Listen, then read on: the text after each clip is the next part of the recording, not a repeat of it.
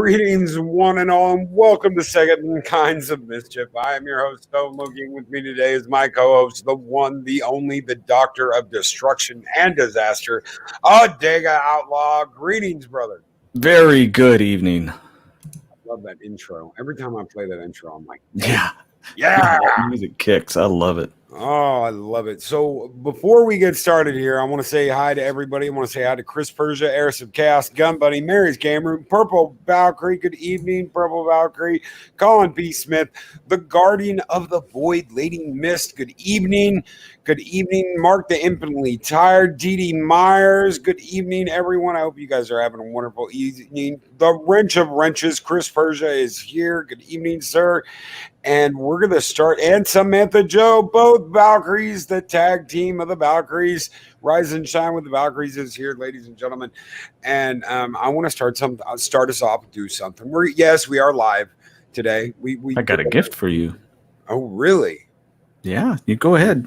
Okay, ladies and gentlemen, we're going to play this really quick. Usually, we don't do something like this live, but we're going to do this to kick things off before Adega reads his story.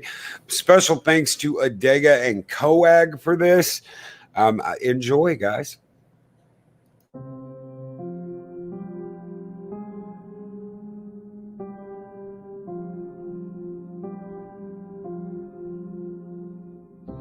The dreams. Almost always the same. The sound, the scene, and the cold. So terribly cold. Always in darkness, always in pains. Terror deep within takes hold.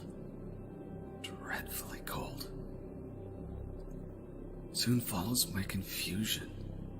A longing, a wanting, an unquenchable lust. Fear, panic, and the drive to flee. Only this desire is strong.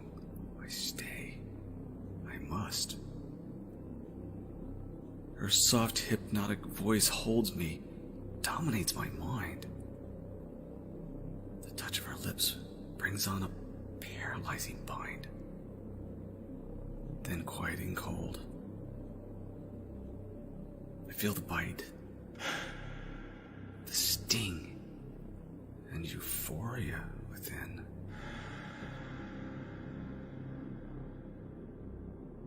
My blood spills out in a rush, and her feeding begins. This last dream was not quite the same.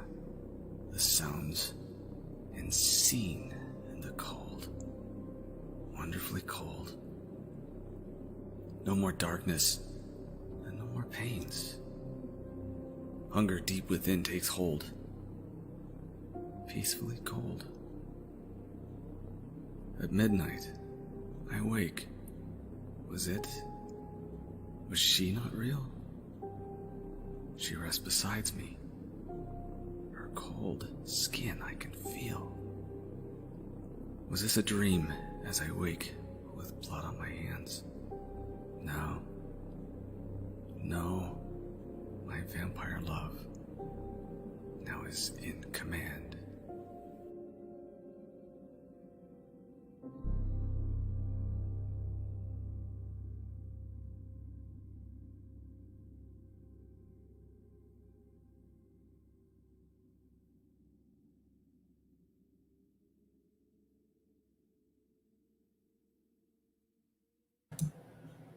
That has a long outro on that. Oh, that's kick-ass, dude. I absolutely love that. And Purple Valkyrie said it absolutely purple. Adega Outlaw is a wonderful narrator. Well, it didn't start off that way, but thank you very much. That was something that didn't get included in our Halloween stuff because AG was going to debut it now that he did. You want to find it, it's on his channel. So when I do things like that for him, I basically give it to him. So that story belongs to him now. Well, it's absolutely awesome, dude. Absolutely awesome. Big thank you for sharing that, and Coag for sharing it with us too. Thank you. I'll let him know. So what do you got for us tonight? Well, it's something And some of you probably know a little bit about this. I'll get into the story in a second because I want to cover some ground beforehand. I learned about this young. A lot of religious people will know about it too. Possession, demonic spirits, what have you. And early on, I found out, incidentally, through someone I knew, when this girl at school, and I know the people involved, she started convulsing and throwing fits and spitting and rolling on the floor and looked like she was having a massive, massive seizure or a drug overdose because they knew she had started doing drugs. They took her to the nurse's office, and she's basically on the floor, just curled up and drooling and shaking and tremors. And they tried to get a hold of her parents, and I can't remember the names, and even if I did, I wouldn't tell you. They called. The only one that was left on their list that they knew was her religious leader.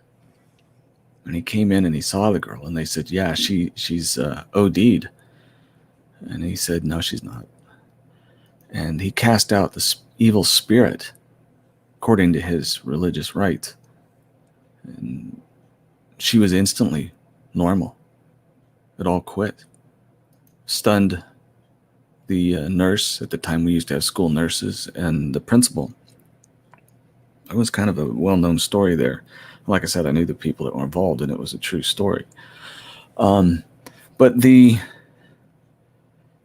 thing about demonic possession, if you go into, there's a lot of records of these things happening for centuries. Different people, different aspects of things, where people would float, or they'd twist into knots, scratches, superhuman strength, all those different things. Now, Loki put up a picture here. I'm going to tell you or read to you. Most of you know about a story that was popularized in movies by one called The Exorcist. There are some differences between the real life story and the actual Exorcist, and this actually is a real story. And there's proof and there's pictures, and like I said, the picture that he's showing you there was not necessarily a documentation of what was going on, but a elaboration of some of the things that had happened. But for those of you who don't know the real life story of The Exorcist, before I start, I had one more thing, and this had to go along with the girl. I have noticed, and maybe you have too, there's a lot of times when these people who become demonically possessed dabble in things that they don't understand, shouldn't understand, or are with people that they shouldn't be involved with and let themselves go.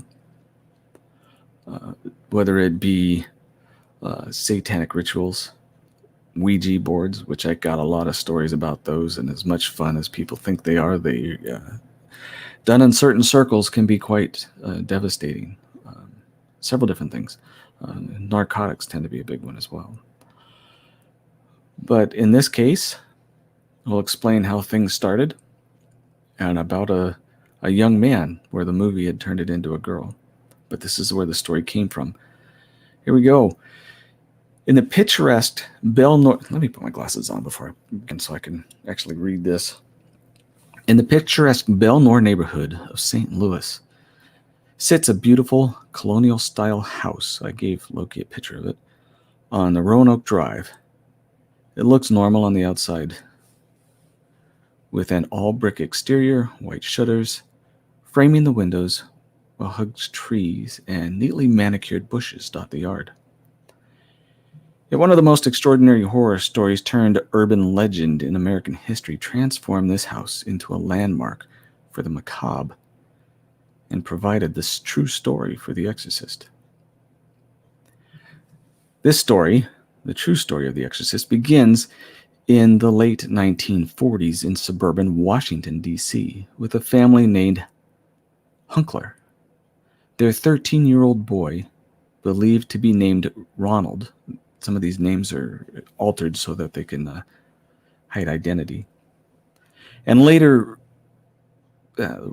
he was referred to, they call it pseudonymously, in the literature as Ronald Doe, among other names, was despondent over the loss of his beloved Aunt Harriet, a spiritualist who taught him many things, including how to use a Ouija board. Again, you dabble in some things that you don't understand. In the early January 1949, shortly after Harriet's death, Ronald began to experience strange things. He heard scratching sounds coming from the floors and the walls of his room. Water dripped inexplicably from pipes and walls. The most troubling thing was that his mattress would suddenly move. Disturbed, Ronald's family sought the help of every expert they knew.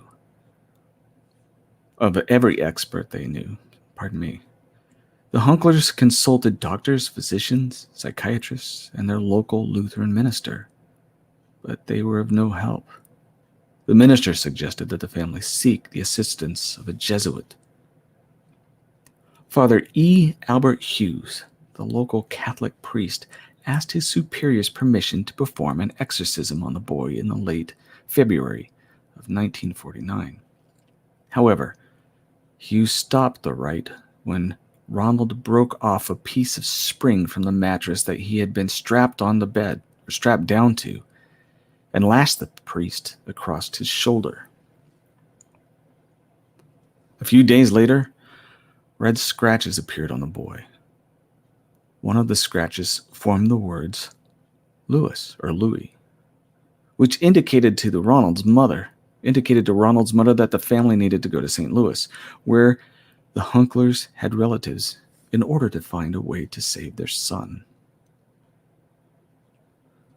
A cousin of the family was attending St. Louis University at the time of Ronald's struggles. She put the Hunklers in touch with a Father Walter H. Halloran and Reverend William Bowden. After consulting with the university's president, these two Jesuits agreed to perform an exorcism on the young Ronald with the help of several assistants. The men gathered at the residence on the Roanoke Drive in early March 1949. There, the exorcist witnessed scratches on the boy's body and the mattress moving violently. These were the same types of things that had happened in Maryland when the first exorcism had failed. Amid these bizarre happenings, Bowden and Halloran, according to the report, noticed a pattern in Ronald's behavior. He was calm and normal during the day, but at night, after settling in for bed, he would exhibit strange behaviors, including screaming and wild outbursts. Clearly, details that identified this as the true story of the exorcist. Ronald would also enter a trance-like state and start making sounds in guttural voice. The priest supposedly also saw mysterious flying objects in the boy's presence and noted that he would react violently when he saw any sacred object presented by the attending Jesuits. At one point during this week-long ordeal, Bowden reportedly saw an X appear in scratches on Ronald's chest, which the priest believed signified the number 10. In another incident, a pitchfork-shaped pattern of red lines moved from the boy's thigh and snaked down towards his ankle. These types of things happened every night for more than a month, and everyone witnessing the events believed that Ronald was possessed by 10 demons. The two priests never gave up as they continued the exorcism night after night. On the evening of March 20th, the exorcism reached an unhealthy new level. Ronald urinated all over the bed and began shouting and cursing at the priests. Now Ronald's parents had had enough. They took him to Alexian Brothers Hospital in St. Louis for more serious treatment. Finally, on April 18th, a a miracle occurred in Ronald's room at the Alexan Brothers. It was the Monday after Easter, and Ronald awoke with seizures. He yelled at the priest, saying that Satan would always be with him. The priest laid holy relics, crucifixes, medals, and rosaries on the boy. At 10:45 p.m. that evening, the attending priest called on St. Michael to expel Satan from Ronald's body. They shouted at Satan, saying that St. Michael, oh, my screen just jumped, saying that St. Michael would battle him for Ronald's soul. 7 minutes later, Ronald came out of his trance and simply said, "He's gone." The boy recounted how he had a vision of St. Michael vanquishing Satan on a great battlefield. There were no more documented instances of strange occurrences and behavior after that, and Ronald went on to live a completely normal life from that moment forward. No one would ever know about the exorcism of Ronald Doe, nor would it have become the true story of The Exorcist, if not for an article in the Washington Post, which reported it in late 1949, albeit with a few details that the priest had intended and indeed performed the exorcism. The case wouldn't make headlines again for more than 2 decades. In 1971, an author by the name of William Peter Blately penned the best-selling novel The Exorcist, based on the unofficial diaries kept by Halloran and Bowden. The book stayed on the bestseller list for 2.5 years, and it spawned the hit movie in 1973. The movie took many liberties with its source material, turning the teenager into a 12-year-old girl named Reagan, and not a boy named Ronald. The movie's story also takes place completely in Washington, D.C., in the Georgetown area, which is somewhat true to life since Ronald was hospitalized for a week in Georgetown in late February 1949. Although the scratches, shouting, spitting, red lines on the skin, and the cursing in the movie mimicked what Ronald had experienced, the boy's head never turned 360 degrees like Reagan's did in the film. Similarly, Ronald never vomited green matter during his many tantrums, nor did he use a bloody crucifix to do some things we don't talk about. Following the exorcism of Ronald Doe, his family moved back to the East Coast. Sources say that Ronald found a wife, started a family. He named his first son Michael after the saint, believing to have been the one who saved him. If Ronald is still alive today, he would be in his 80s. Bowden, on the other hand, died in 1983 after serving the Catholic Church for decades. Halloran lived until 2005, when he died of cancer. He was the last surviving member of the main team that had performed the exorcism of Ronald Doe. The room in Alexan Brothers Hospital was boarded up and sealed following the exorcism. The entire facility was torn down in 1978. The house where the family lived in Maryland is now an empty lot after it was abandoned in the 1960s. Experts believe the real name of Ronald Doe was Ronald Hinkler, although only one person reportedly knows for sure. In 1993, author Thomas B. Allen wrote a notification book entitled Possessed, the True Story of an Exorcism. In writing the book, which relies heavily on Halloran's detailed accounts, Allen claims to have uncovered the true identity of the story of Ronald Doe, but has said that he will never reveal the person's true name. And that is the true story of The Exorcist. Scratches, screamings, urinating, and all.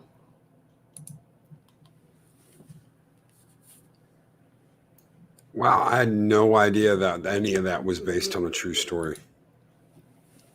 Yeah, it's kind of amazing.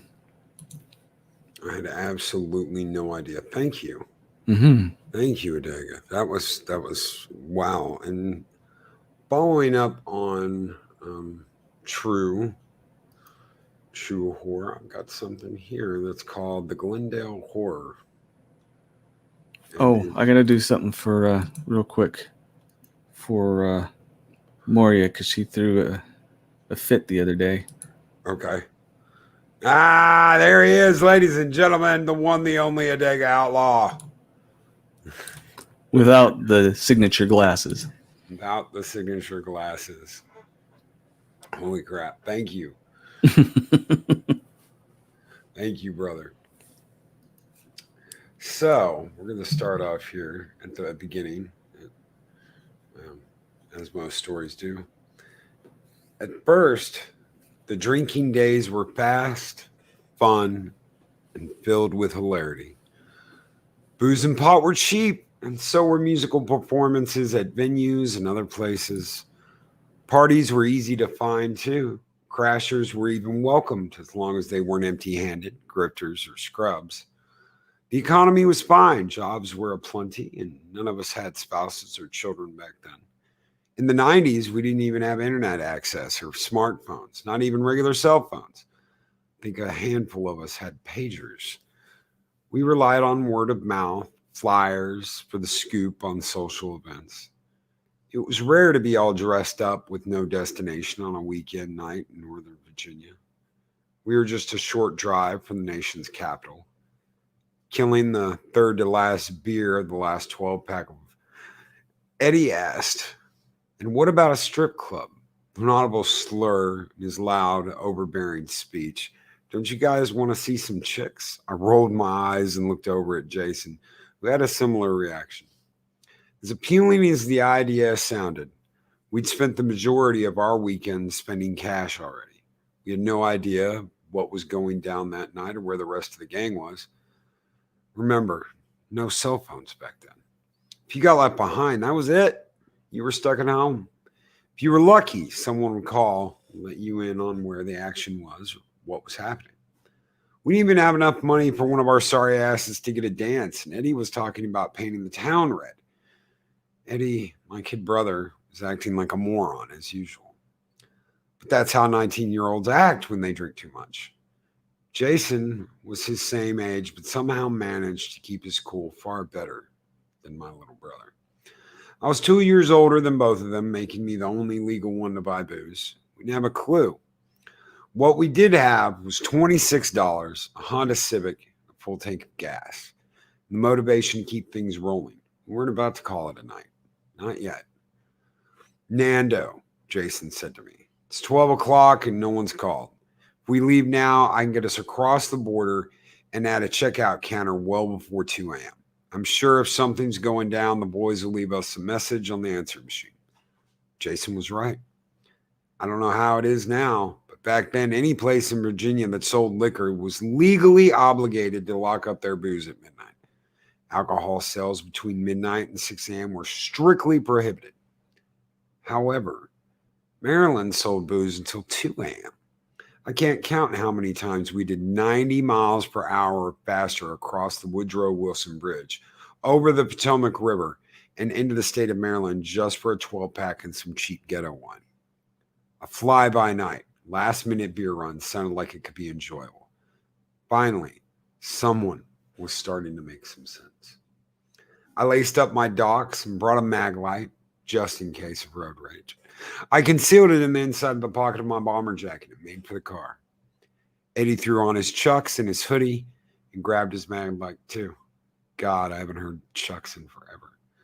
Before we knew it, we were in Jason's Civic, jumping on the 495 with Baltimore's very own gut instinct blaring through the Kenwood tape deck. Hardcore isn't the same these days. It was both the journey as well as the destination that were both so exhilarating to us.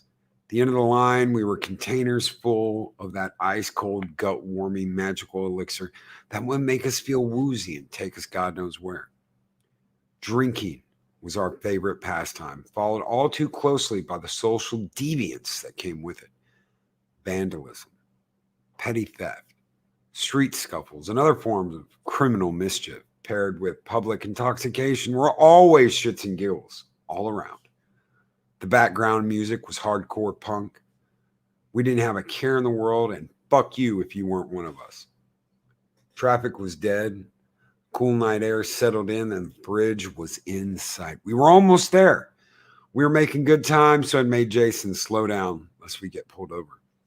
Aside from driving a little drunk, which was easy to talk your way out of back then, we had nothing illegal on us. No drugs, no weapons, no explosives. As long as we didn't speed, we'd be in the clear. Jason knew of a spot, and we took an exit just a few miles into Prince George's country, Maryland. We always made our nighttime. Maryland beer runs quick. We stuck together, tried not to draw any attention to ourselves. As quiet as we were, people still stared when we entered the liquor store. We said nothing. We grabbed 2 12-packs of Killian's and 3 40-ounce bottles of Crazy Horse malt liquor before making our way to the checkout line.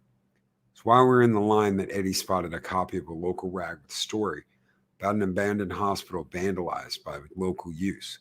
It wasn't my first time hearing about the abandoned Glendale Hospital in Bowie. I'd been there once with some punks from Richmond. The place was intense. Dozens of vacant, rotty buildings of older architecture style scattered the property with a network of underground tunnels, mostly flooded, connecting the above-ground structures. We got high, played tag that time. As I told Jason and Eddie about it, I could see how stoked they were getting. How do we get there? Asked Jason. We had booze, motivation, somewhere to be. I felt optimistic about the evening's improvisational adventure unfolding.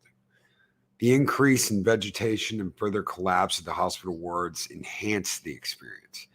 The eerie resemblance to the backdrop of a sci-fi horror film or comic was uncanny and thrilling.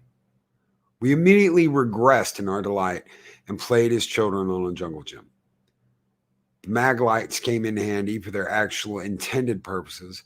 After a half hour of running the grounds and scouting the perimeters, we were ready to brave the rusty cages.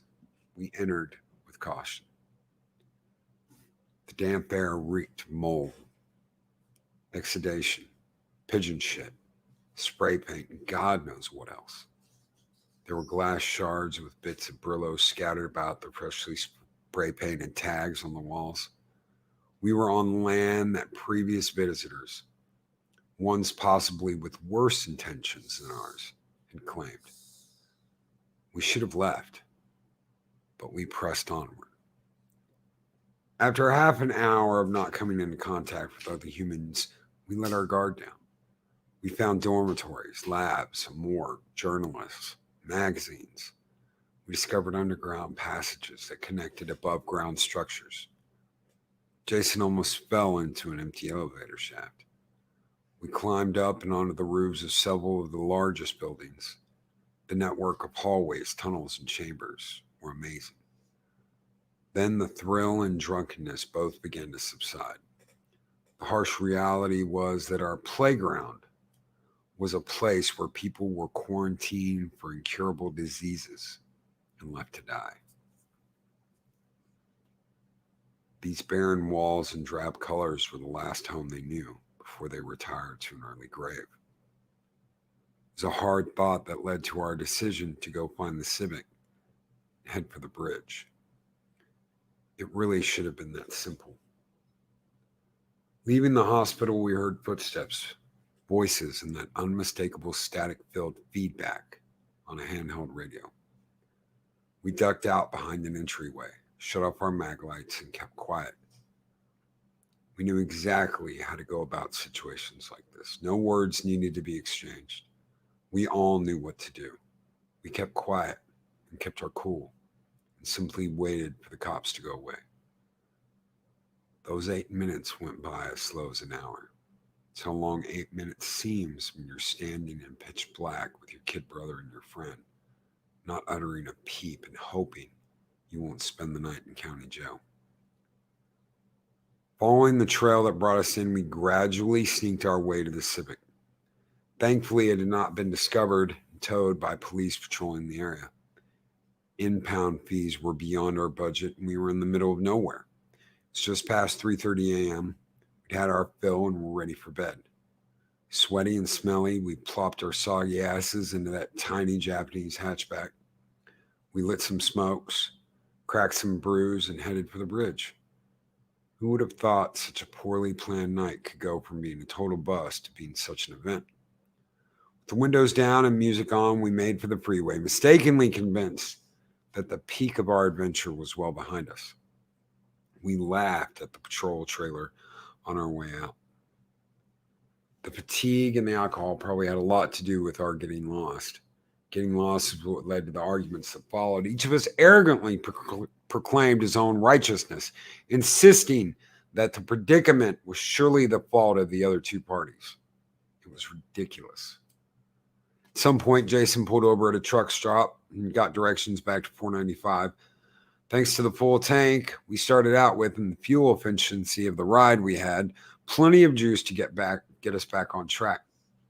We were so far off the grid, it was pathetic. Once we knew we had the right directions, we apologized to one another and laughed about how far from home we actually were.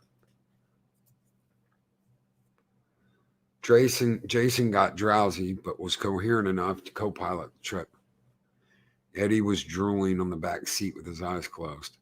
I took the helm and followed my friend's directions to our home in Fairfax, Virginia.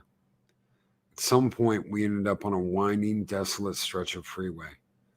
To this day, I cannot remember what route we were on. 2 lanes went one way and 2 lanes the opposite on a road almost completely devoid of light, save for that provided by the moon and the stars. It's almost 4:30 in the morning. How true it is, as they say, that it is darkest before the dawn.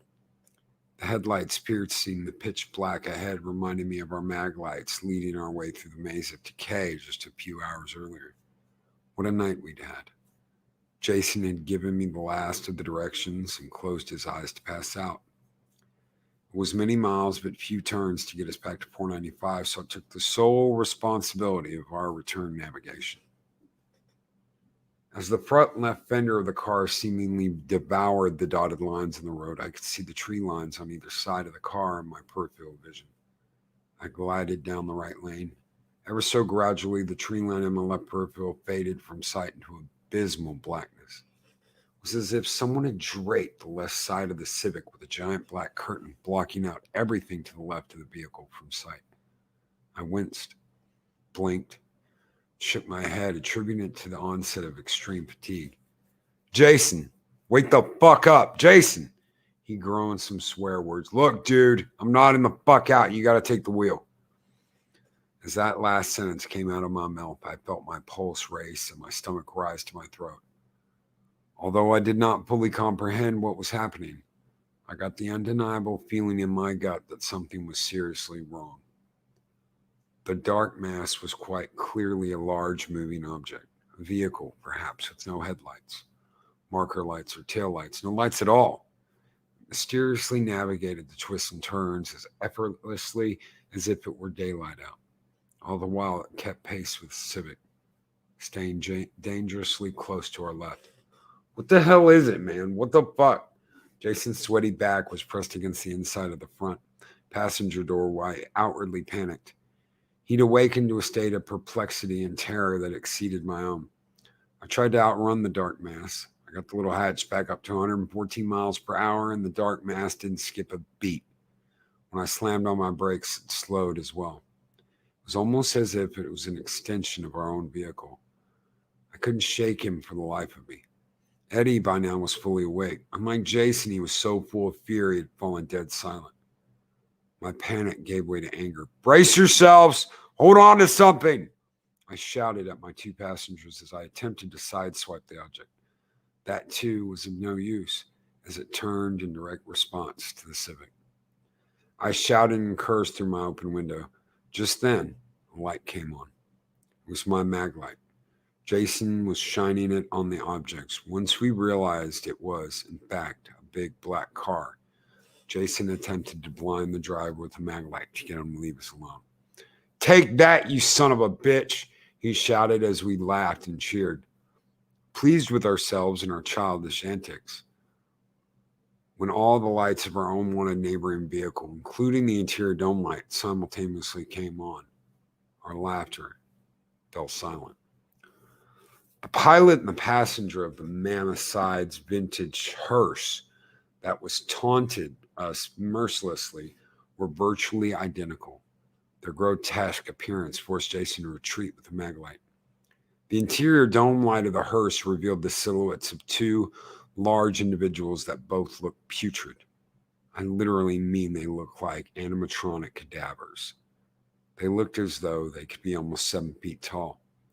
The driver's hands were so large they made the steering wheel look small. Between glancing forwards at the road ahead and staring at the ghastly scene beside me, I took in what I could. I tried to tell myself they were wearing masks, but the rancid appearance of the facial flesh matched the necrotic hue and texture of the driver's hands. Both were clad in outdated formal attire. In spite of the lights in their vehicle being activated, the precision of their navigation was still a mystery. Both figures had their gazes fixed on us, not the road ahead, while somehow managing to make the necessary maneuvers to avoid a collision. Once again, as a last-ditch effort, Jason aimed the Maglite beam at the driver's face to make him go away. Oh my God, oh my fucking God. I didn't know what had just happened, but Jason was losing his shit. What is it, man? What the hell happened? I yelled. Eddie spoke up. Don't look, Nando. Don't look. Don't speed up. Don't slow down. Just keep your eyes straight ahead and keep fucking driving. This whole thing sounds so absurd when I talk to people about it today. Truly doesn't do any of the experience any justice at all. We didn't mention the hearse incident for years. On the night of Eddie's bachelor party, Jason and I were somehow able to find the humor in the memory, but Eddie, he didn't find it funny. The very mention of the incident almost ruined the event. We never brought it up in front of him again. Jason and I, too, eventually got married and started families. The distance grew between us, but somehow we managed to maintain a friendship. We laughed about the whole thing and decided it was part of some prank intended to keep us away from the area. Makes things easier for us, but it doesn't explain anything. Someone once told me that what it is cannot be seen. I don't have many regrets in my life, but I regret looking.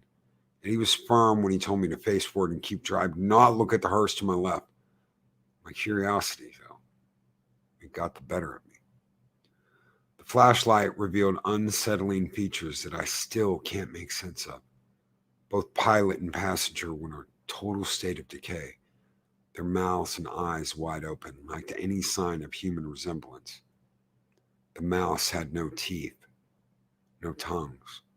The eyes were empty, cavernous pits of darkened meat. When I gazed into their faces, I instantly felt an undescribable emptiness wallow up inside of me. It was the lowest load I ever felt in my entire life. It's the only way to describe it. The very sight of their faces seemed to draw any kind of positive energy I had inside of me right out. I felt cold. To call the incident traumatic would be a huge understatement.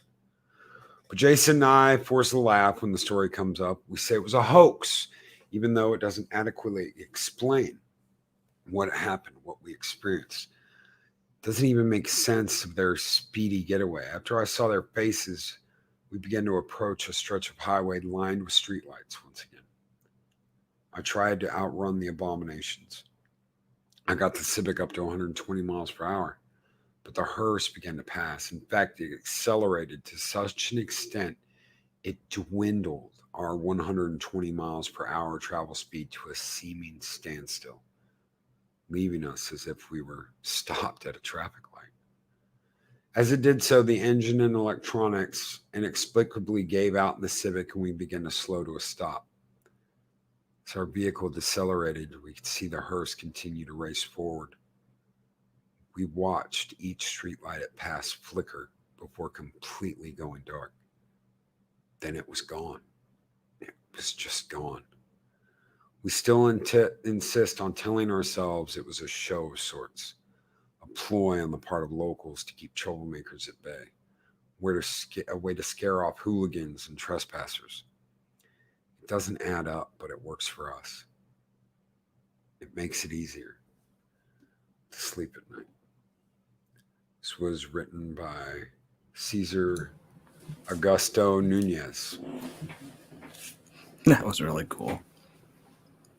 Yeah, and it was called the Glendale Horror. It's one of those stories that, you're just like, okay, did that happen? Did it not happen? Is Is it all make believe? Is it all someone's imagination? Were they so drunk they just imagined it? Well, I don't there's know. bits and pieces and things.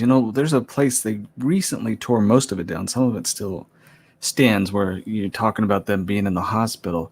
It was one of those old places that was shut down in the late 80s that housed the those with mental conditions and disabilities. And it was a nice place, but it had underground tunnels and pretty much everything that you described. It was several building complex, and a lot of people have gone in there illegally and said it was quite spooky.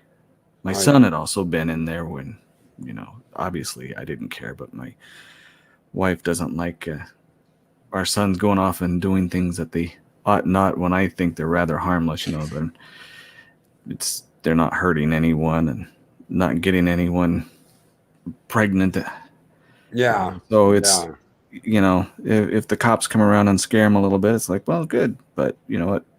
Boys will be boys. Right. And so that story you're saying, it's like, that's a similar experience to everybody. And the lone highways where people are Yep. falling asleep and you start to see things. That's a lone. That reminds me, there was a time we called it the Miracle Mile in um, Seal Beach. There's a Marine base, and they have this little bit more than a mile stretch, and it's a 2-lane, and there's almost no street lights. And on either side, they have the silos where they used to store the nukes for the, and there's probably still some there for the submarines. Everyone figured there was an underground Marine base under there for the submarines to come in and fuel up and take off, or ammo up. But I was traveling along that late at night, and it was about every 300 yards where you could actually get a street light on one side or the other. And my dad was in the passenger seat. I was a new driver, and we're going along, and we're about a mile down, right in the middle of this Marine base with fences on either side, no light. And my headlights caught a woman standing dead center in front of the vehicle, crying, with her hand on her hip and the other one on her face. And I last second dodged, and she did not flinch one bit. Mm, My dad and I both turned around to look and to see, and you're not going to believe me, there was nobody there. I believe We you. both saw it. So, enough of that story rings true to people in various different aspects. They've had experiences or know people that experience. And that's why it was a kind of a really compelling story. It's very cool. So if this had just happened to me really quick before we get off here, I'll tell you guys one little story, personal experience story. I in 2004 I got married to my ex-wife, and we went to Florida and went to Disney World.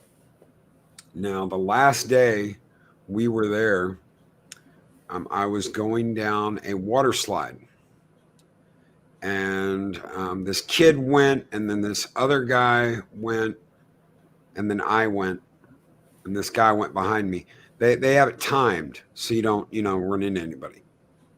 In the middle of the slide, I end up ramming into this dude and the kid. They turned sideways and were like stuck. Ooh. I ended up getting hit from behind in the back of my head. I got a concussion. We got like the whole day comped and food comped and all kinds of stuff because this happened. But it pretty much ended the trip. And we decided to drive back that night, which was the stupidest idea that we could have done, because it was a whole day drive. So we were just going to drive overnight and get there the next day. I took some caffeine pills, some of those, yeah, and coffee, With a and concussion. with a concussion. All right, so you're obviously thinking, well, you may have saw something, probably wasn't true. Here's the deal, though. I am out on this stretch of road in Florida heading north, and there's nothing around me but trees. I've got a giant line of trees to the left. I've got a giant line of trees to the right. 2-lane road, one way, one the other way. That's it. And this is going to go on for a couple of hours getting out of Florida. I start feeling cold, and I start feeling sick, and I turn and I shake my ex awake, and she looks and screams, and they're in the road